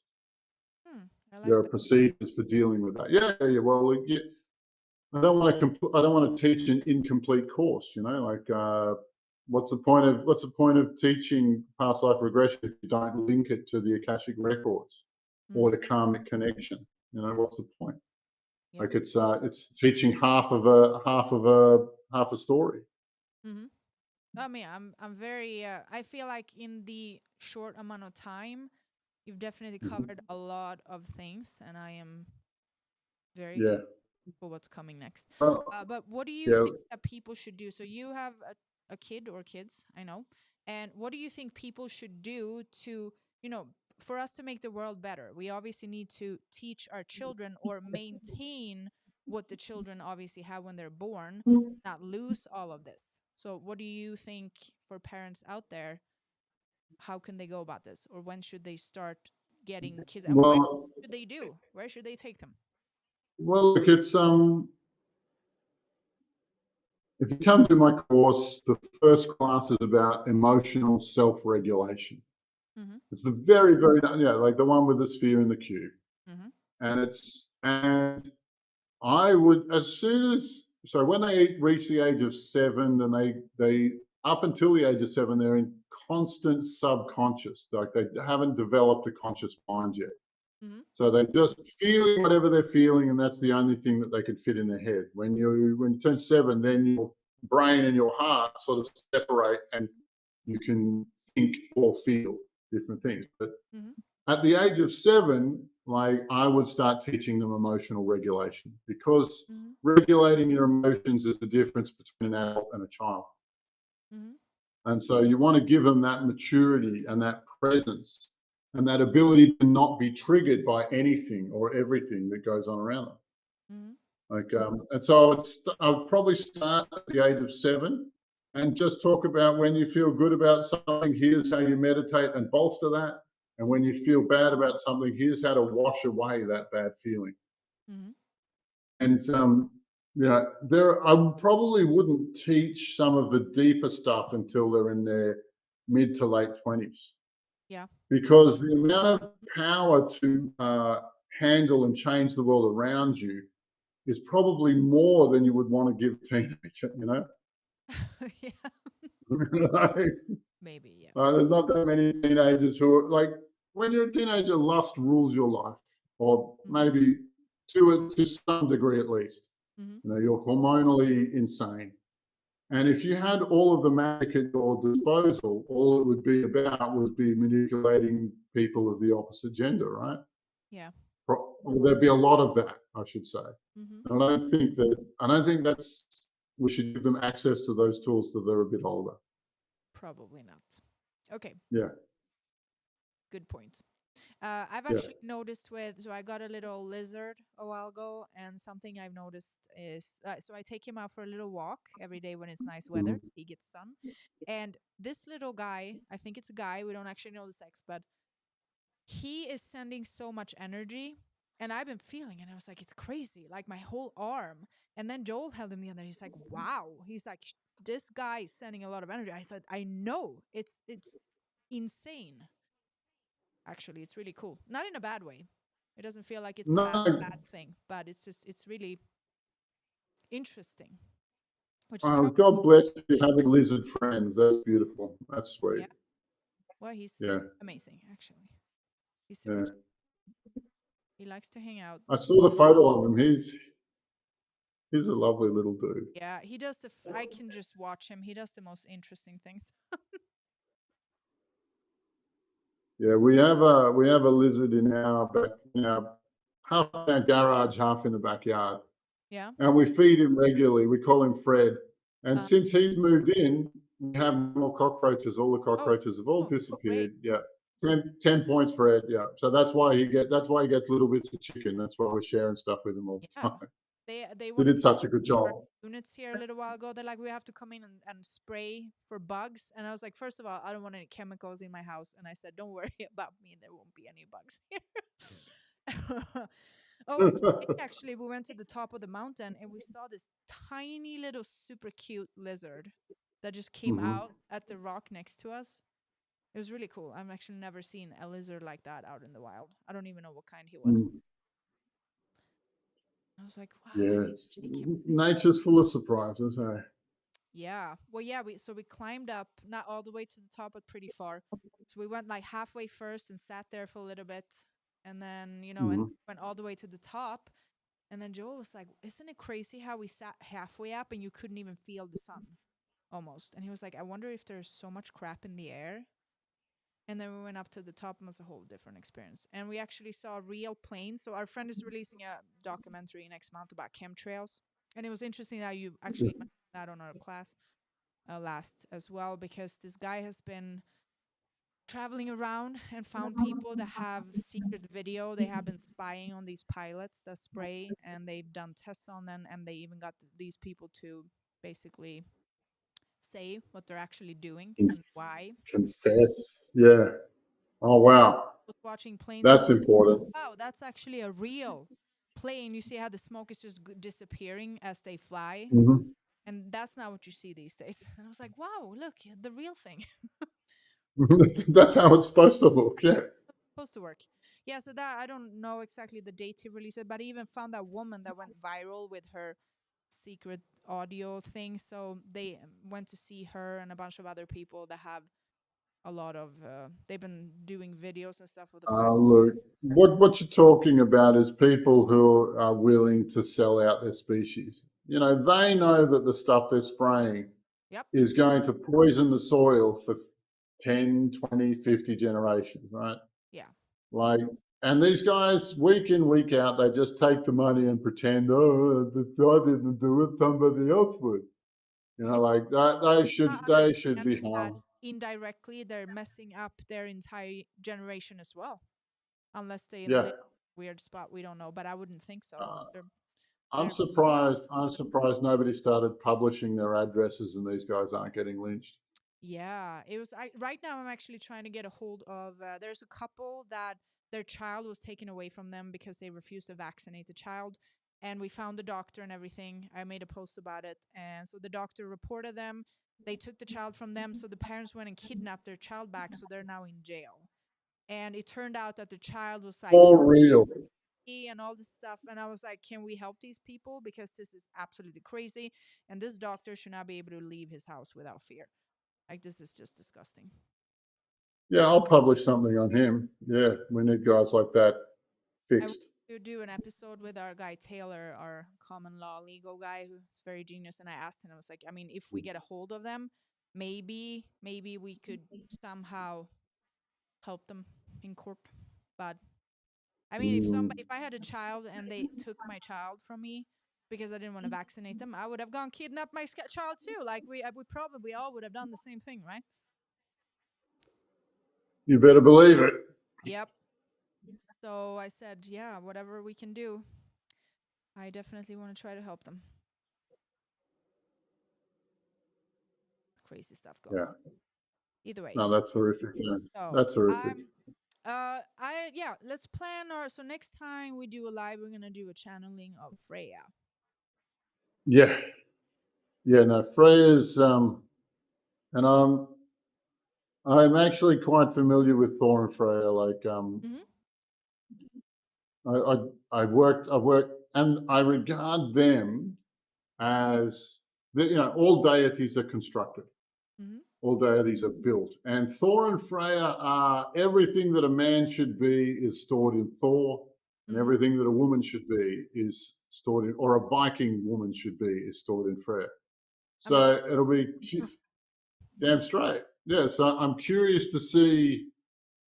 Well, firstly, they probably haven't been updated for about 500 years. Nobody's updated that data set as to what a Nordic man should be and what a Nordic woman should be. mm-hmm. But what we'll be looking at is we'll be looking back in time to a mindset that's at least 1,000 years old, probably 1,000 years old. Yeah, it'll be fascinating.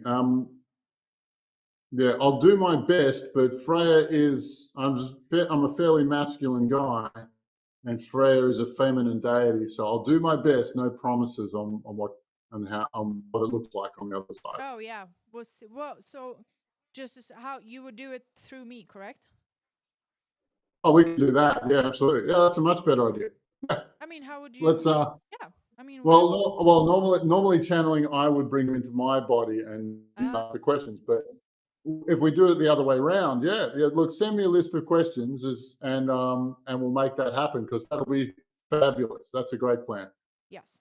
Perfect. Yeah, Do it. wonderful. We will keep it Look, posted. And thanks everybody for taking the time out of your day and listening to us. I hope we've at said his some class, interesting because stuff. it's totally worth it.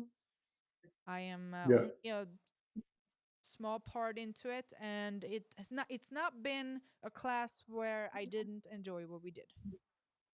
yeah, It's been great so far. yeah. Look, yeah, I make it so that they've got so much to share that if I didn't make a class rich, Mhm. it'd be a disappointment for both of us, for all of us. Yeah. But yeah, if you're interested in astral projection, or if you already are doing spiritual stuff, you might want to look at my course. It's very, very comprehensive. You'll get a lot out of it. And it took me a lot of work to build those skills to a point where I'm happy to share them in a classroom. Yeah. But I- anyway, much love. May the force be with you all, and Yes. farewell for now. I'll Alobar Jones the signing out. caption for everybody so they can find you. And Mm-hmm. I will see you on Tuesday. Till then, lovely. All right. Ciao for now. Bye. Bye bye. Okay. That was awesome. I've been wanting to have him on for a long time, and I'll keep you guys posted on when we do that next episode. And you guys can go check out, I put all the links in the caption.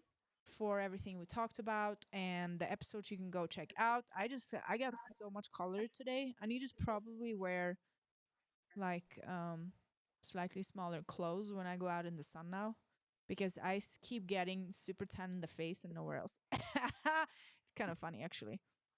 But yeah, you guys can go check him out on alobarjones.com or also search his name on YouTube because there are a lot of cool videos on YouTube that he posts. And before I jump off, I gotta go turn the light off on my little lizard baby here. But before I jump off, I want to just point out that we're running a challenge right now. Anyone who wants to improve their health, save children, and grow their wallet. I just did day number 3. So anyone who starts, basically the day you start is your day 1 on the challenge. So I'm gonna show you guys one of the clips. Here we go. Let's see. So this is day. Nope. Challenge. Hi, my name is Maaxx, and I. Why does it take? Hi, my name is Maaxx, and I went from 50 plus allergies to none, and this was one of them. I've been on the food technology for about a year, looking for a few individuals who want to improve their health, grow their wallets, and save children. It takes less than 5 minutes a day. Visit the website below, and let's do this. Are you ready? My first thing was no allergies, so pollen season did not have any effect on me. My hunger decreased. My joint pain went away. I had horrific inflammation on my feet. All of the inflammation was gone. I was able to lose, I lost 40 pounds of fat. One of the first things I noticed was better sleep, but also just overall less inflammation in my body. I started sleeping better and my shoulders didn't hurt when I rolled over at night. I lost like 12 pounds. I started coughing up a lot of nasty out of my lungs because all the bad stuff that was in my lungs went on the ground. I was able to breathe again. Just had such clarity in my thinking. How much stability and sustained energy in my garden every day. I felt better. I dropped weight. My papa had dementia and it brought his memory back. No soreness after an extreme workout. Wasn't looking at my sleep at night. My allergies got better. I finally stopped taking my 3 allergy medicines a day. That I started running at the gym, that was actually like curing my lungs of all the suppressed illness. I've got so much new hair growth. Honestly, I lost 17 pounds and I was able to stop drinking soda. Also, the inflammation driving down. First thing I noticed was that my ovulation cramps, swellings, and sore boobies went away. And I also got super strong in the gym. This is the Okay, guys, so that's the food technology that we talk about all the time, and we're running a little challenge now to show what you all guys can actually do.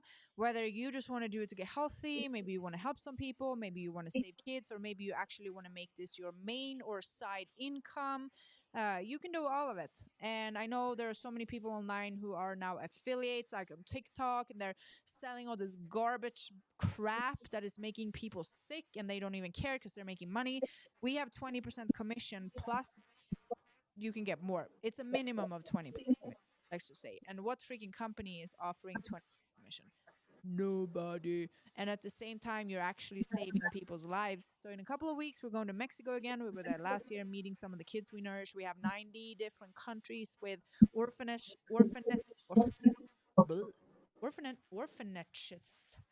and hospitals. Orphanages. Okay, that's a hard word for me and my Swedish brain. But yeah, we're helping a lot of kids. We are now on, we see the count, what we are on. So we have now, here's the count. This is how many servings have been donated to children. It's 58,900,202. It's actually more than that, but I think they started the countdown timer like not when they first started. So it's a lot more than that, but that's a lot still. So the goal is to eradicate childhood malnutrition and also help people out there to feel better, have more financial freedom, just get healthier, and not get affected by all this poison and chemtrail and bullshit that is going on. So what you guys should do, if you want to join the challenge, you can go to, I made it very easy. Go to nobloatclub.com. So I'm just going to show you guys. What is, there's somebody talking like an echo. Is that you, Freya? So you can go to nobloatclub.com. That's easy to remember. You have here the power of Acemannan, better health, bigger wallet, 30 to 90 days, one challenge that will change the world. Are you in? Start now. Boom. Now you're over here. So you can obviously buy whatever you want to get started. You can also technically do this without buying anything, even though I think it's kind of weird for somebody to not try something they're talking about. But hey, whatever floats your boat, man. But if you're on here, I suggest you get a bag of core. And why do I say so? Because the core has a little bit of our immune product and a little bit of limitless part. So you get a combination of both. And it also has collagen, fiber, prebiotic, and a few other things. This one helps you detox heavy metals, which is what they're spraying out with the chemtrails. We don't want heavy metals in the body because that's going to go very bad when whoever upper power government people are shooting out their plans, let's just say. So I suggest get a bag of core and then check your email and get started. You don't have to do the challenge. You're also more than welcome to just take the product and feel good and save some kids. If you don't want to make any money, that's awesome. It's up to you. You don't do that. Yo, this echo is. Do you guys hear the echo? It wasn't there when he was on before. It's kind of weird, but. Oh, are you still there? That's why. Are you still on? Yeah, I'm here. Oh, okay. I thought you. That's why it's been echoing the whole time. Well, you can stay if you want. No, I was like, why? I can hear it for the entire time. Now it makes sense why. But you want to still chill here. That's fine. Just telling people. I've lost. Which damn link was it? I can't figure it out. It was that one. There you are. Yes, I'm still here. Okay. Well, you're more than welcome to hang out tight. And I'm just telling people about the food technology. I know you've been trying it, and at some point you can share. And I'm on this stuff now. Awesome. Yeah, guess some it's good for. Oh yes, I mean that. I actually mix. I think there's one you haven't tried. I mix the fix and the focus together because it calms the nervous system and helps your brain focus at the same time. And when you mix them, we did a brain scan on me. It's insane what it did to my brain. It took away all the red from my entire scan, and my brain turned completely green. And then when I do something, it activates like a little orange. So we have a brain doctor lady on the team basically, and I mean it's crazy to see what it does, and it's within like 20 minutes when you drink it. So you drink it, you want to actually drink it quick. It's not a sipper through the day because if you sip it, it doesn't activate the brain. So anyone who doesn't know that, make sure you don't have to chug it like a shot, but make sure you like drink it, you know. No. I chug mine like a tequila. It's, oh, perfect. There you go. That's how it should. Yeah, I endorse chugging. Yes, it's supposed to be drinking quickly, according to our brain doctor. So that's really cool. We're actually going to start doing. At some point, we have a brain doctor for the MMA, so they want to do like brain MMA drills. So I said, "Oh, that's great. So let's do it on and with and without product to see how I operate with and without it." See what happens. Cool. Yeah. Yeah. All right. It's clock the hour. I've got to get going. Love to you, sweetie. Just. All right. All the love. Ciao for now. Tap out. Yeah. Okay. Bye, everyone. There we go. Yeah. So if anybody wants to join, I suggest just get the core. You're more than welcome to get anything else too, but I suggest either the core or the immune and the limitless. So what is the difference? The core has a few added more things, and the immune and limitless has a little higher amount of Acemannan and beta-lin. So let's say that you are a person who's dealing with something really extreme, then I do suggest immune and limitless as their medical grade amount. While the core is perfect for anybody out there who is just not dealing with anything extreme, let's just say. But you're more than welcome to ask me questions and I can suggest. And then either way, look out for an email. It would explain exactly what to do. It takes a couple of minutes a day, and that's how you join the challenge. I will be posting every single day. You can check on my pages what or how I do it, but you get an explanation step by step. Do this, do this, do this. Copy, paste this, boom, you're done. Like, that's how simple it is. We've been studying the algorithm for some time. We're trying to make it super easy for you guys. it works. Just do exactly what it says. So you don't want to get all creative with it. You can get a little creative with the clip, but you don't want to like change the hashtags and stuff because these things actually do matter. So that would be great. And then obviously what you do is to share your experience. So if you wake up like today, I just told people about the allergies that I no longer have, but every day when I wake up, I'm going to share, you know, how do I feel today? What is it? How is it making a difference for me? For example, I jump out of bed in the morning and I need nothing. And I used to drink like 3 coffees a day and I don't need none of that anymore. Yeah. So we also, last thing I want to say before I jump off is this. Joel has a fight coming up. We're super freaking excited for that. I'm actually going to ask Alobar if he thinks he should have a rune or something for the fight. Here's his page. Here's the fight. So you guys can go to toughnuff.com. Let me see here. Toughnuff.com is the page to get tickets for... No? Did I... Oh, no. There it is. Okay. Here we go. Here are the fights. Let me see here. Where are they? It's coming up soon. I thought. Wait, I don't even know. Either way, where do you get the tickets? Here. Oh, jeez. Just show me. Show me the back. Let's see. Except sure. Wait. How do I know what fight? Oh, no. It's this one. Yes. May 22nd. That's the fight. So you can go get tickets there. And what I also suggest you do, if you like Joel, we all like Joel. You can go to officialpureblood.com and get a shirt with him on here to support. It's this one. Shadowban God Tee. Get a shirt with Joel on. Support him. But I'm going to jump off and I love you all. Stay tuned for our next live. I will be traveling next week, so probably maybe won't be doing... I think I have a live tomorrow, but that's it. But I'll see you guys soon. Here we go.